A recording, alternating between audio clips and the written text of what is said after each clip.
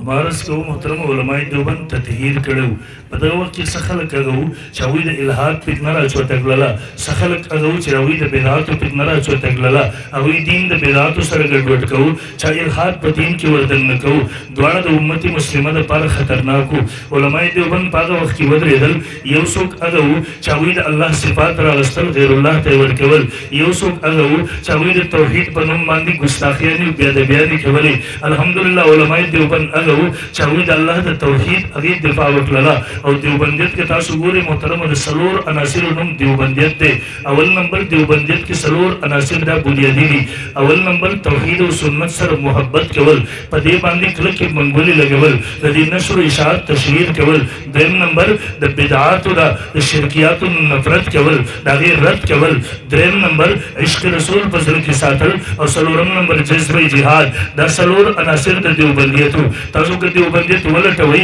هغه د دې څلور اصولو نه تابعي که چېرته د الله رب ذوالجلال د توحید خبره وه د دلایلو په میدان کې وه تقریر په میدان کې وه تحریر په میدان کې ده الحمدلله علماء دیوبند په دې باندې دومره کار کړی دی چې را روانه دنیا تر قیمته پورې د دې نه عاجزه ده چې بیا وکړي علماء دیوبند د سنت په بنیاد باندې دومره ډېر کار کړی دی دومره ډېره دفاعي کړې ده د شرکیاتو بدعاتو یې دومره رد کړی دی چې یو چا د علم غیب عقیده راغستل الله رب ذوالجلال صفت غیر الله ته ورکوو د قرآن د نصوصو نه بغاوت کوو که یو چا د حاضر ناظر چې د رب ذوالجلال صفت دی غیر الله ته ورکول که یو چا د الله رب ذوالجلال نه مافوق الاسباب مدد غوښتل چې صرف خاصه خداوندي ده ایاک نعبد و ایاک نستعین مونږ پنځه ټایمه په مونځ کې وایو یا الله صرف د تا نه مدد غواړو صرف د تا عبادت کوو عبادت کې هم در سره څوک نه شریکو مدد کې هم در سره څوک نه شریکو زمونږ ناره صرف د یا الله مدد ده مونږ د یا علی مدد چې قبله لګو مونږ د یا رسول الله المدد چې قبله لګو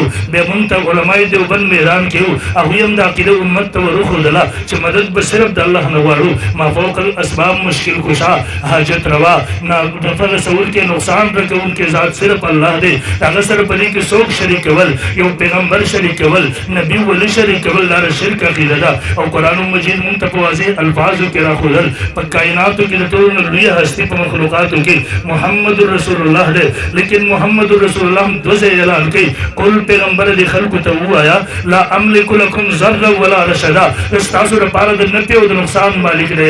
چې کله محمد رسول الله په کائناتو کې دغه بهترینه هستي هغه زما او ستا لپاره د نفع او د نقصان مالک مشغول به څوک شي دیو جن په دې ټول علماء دیوبند تطهیر کړی دی د دین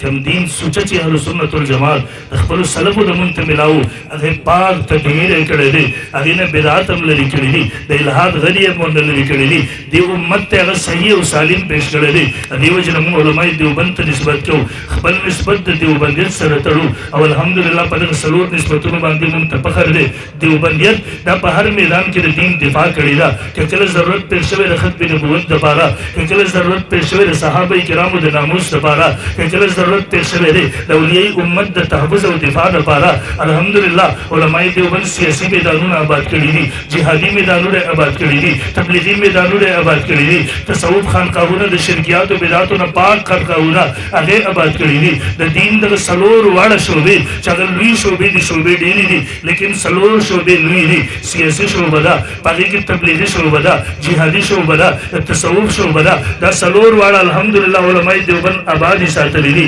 او انشاءالله علماء دیوبند په قیامت کې صبح تک دغه څلور واړه شعبې آباد ساتي د دې دفاع به هم کوي او د قیامت د سبا پورې تر کله پورې چې انشاءالله دغه دوره سپوږمۍ اسلام به وي علماء دیوبند به دغه نشر اشاعت کوي او د دغې د دفاع دپاره په میدان اول کې موجود وي انشاءالله